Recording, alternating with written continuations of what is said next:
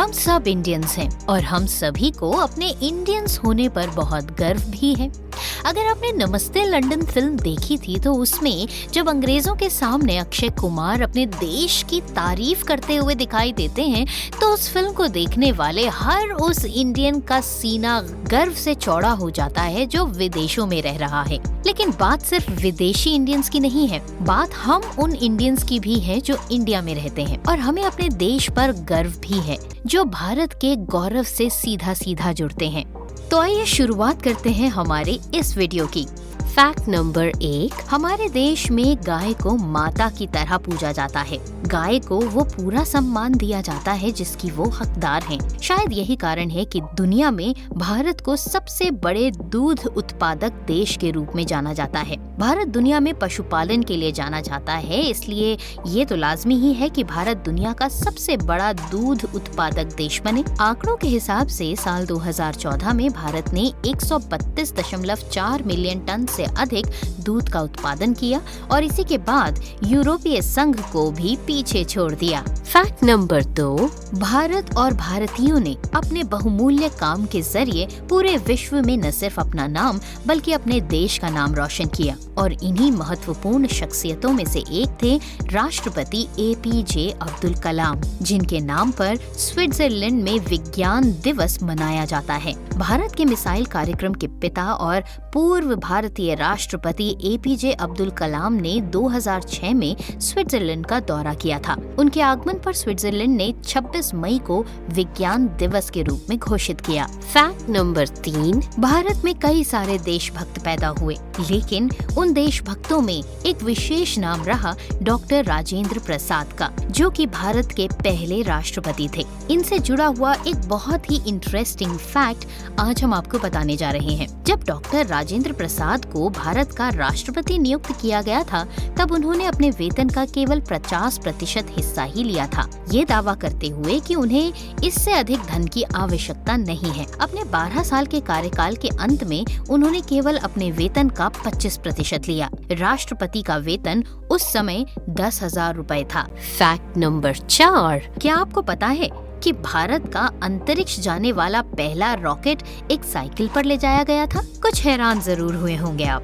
तो चलिए आपको इससे जुड़ी हुई पूरी सच्चाई बताते हैं। भारत का पहला अंतरिक्ष भेजा जाने वाला रॉकेट इतना हल्का और छोटा था कि इसे केरल के तिरुवनंतपुरम में थुम्बा लॉन्चिंग स्टेशन पर एक साइकिल पर ले जाया गया था। आप इसकी तस्वीर देखकर ये सोच सकते हैं कि एक बच्चे के खिलौने जैसा ही हल्का था, मगर ये भारतीय वैज्ञानिकों द्वारा बनाया गया एक रॉकेट था। फैक्ट नंबर 5, जब हम पूरे दिन भर खूब काम करके थक जाते हैं और इसी तरह से हफ्ते के 6 दिन खूब काम करते हैं तो 7वें दिन हमें लगता है कि कोई हमारी सेवा करे या फिर हम स्पा में जाके बैठ जाएं। लेकिन क्या आपको मालूम है कि भारत एक ऐसा देश है जहां पर इंसान के लिए ही नहीं बल्कि हाथियों के लिए भी स्पा है। भारत में हाथियों को पालतू जानवर के तौर पर भी रखा जाता है, इसलिए इसकी देखभाल भी बहुत जरूरी हो जाती है। भारत के एक राज्य केरल के एक स्थान पुन्नथूर कोट्टा हाथी यार्ड कायाकल्प केंद्र में हाथियों के स्नान,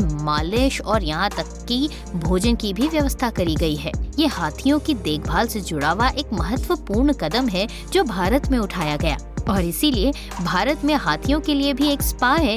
इस फैक्ट को लेकर भी भारत का नाम सबसे ऊंचा है। फैक्ट नंबर 6, बॉलीवुड की मशहूर सिंगर आशा भोसले का नाम Guinness book of world records में दर्ज हो चुका है। आशा भोसले दुनिया की एक अकेली ऐसी गायिका हैं जिन्होंने 20 से अधिक भारतीय भाषाओं में 11,000 से भी ज्यादा गाने गाए हैं, जो संगीत इतिहास में सबसे अधिक है। और आशा भोसले का नाम साल 2011 में Guinness book of world records में दर्ज किया गया।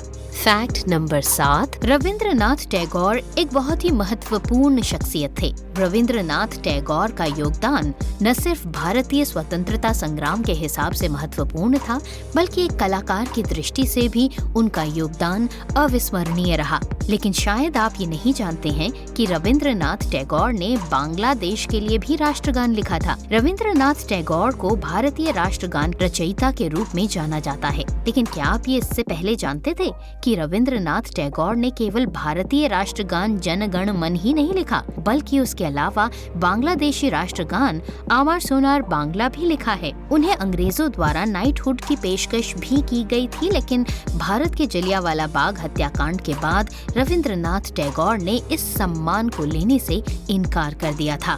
फैक्ट नंबर 8, भारत में हॉकी का बहुत क्रेज है और हॉकी की दुनिया में जिस हॉकी के जादूगर को भगवान की तरह पूजा जाता है वो थे मेजर ध्यानचंद। लेकिन शायद आप ये नहीं जानते होंगे कि मेजर ध्यानचंद को जर्मन नागरिकता की पेशकश भी की गई थी। मेजर ध्यानचंद ने 1936 के बर्लिन ओलंपिक में जर्मनी को 8-1 से हराया था। मैच हराने के बाद हिटलर ने ध्यानचंद को अपने पास बुलवाया। हिटलर ने उन्हें जर्मन नागरिकता, जर्मन सेना में उच्च पदाधिकारी और जर्मनी के राष्ट्रीय पक्ष के लिए खेलने का मौका देने का वादा किया था, लेकिन ध्यानचंद ने उनके इस प्रस्ताव से साफ इनकार कर दिया। फैक्ट नंबर 9, इंडिया में सबसे ज्यादा और पॉपुलर इंडोर गेम में से एक है सांप सीढ़ी और लूडो। लेकिन क्या आपको पता है कि सांप और सीढ़ी वाले खेल की उत्पत्ति भारत में हुई थी? आजकल लूडो बच्चों के साथ साथ युवाओं में भी अच्छा खासा पॉपुलर है और उसी लूडो के साथ हम सांप सीढ़ी भी खेला करते थे।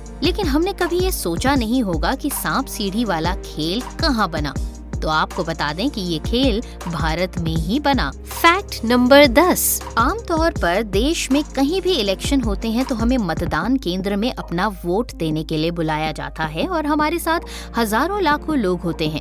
मगर भारत में एक ऐसी जगह भी है जहां सिर्फ एक ही आदमी मतदान केंद्र जाता है। अब आप सोच रहे होंगे कि ये क्या अजूबा है, लेकिन ये सच है। महंत भरत दास दर्शन दास 2004 से मतदान कर रहे हैं और ताज्जुब की बात ये है कि हर बार उनके लिए एक विशेष मतदान केंद्र स्थापित किया जाता है, क्योंकि वो गिर के जंगल में रहते हैं। तो है ना अपने आप में ये काफी अमेजिंग फैक्ट। तो ये था हमारा आज का वीडियो, जिसके जरिए हमने भारत से जुड़े हुए कई सारे इंटरेस्टिंग और अननोन फैक्ट्स के बारे में आपको बताया। अगर आपको हमारा ये वीडियो वाकई अच्छा लगा और आपको अपने भारतीय होने पर वाकई गर्व है तो हमें जरूर कमेंट्स में लिखकर बताइएगा। वीडियो को शेयर कीजिए, चैनल को सब्सक्राइब कीजिए, पेज को लाइक कीजिए और इसी तरह से हमारे साथ जुड़ते चले जाइए। बहुत जल्द एक और नए इंटरेस्टिंग और अमेजिंग वीडियो के साथ आपसे होगी दोबारा मुलाकात। तब तक के लिए बाय बाय।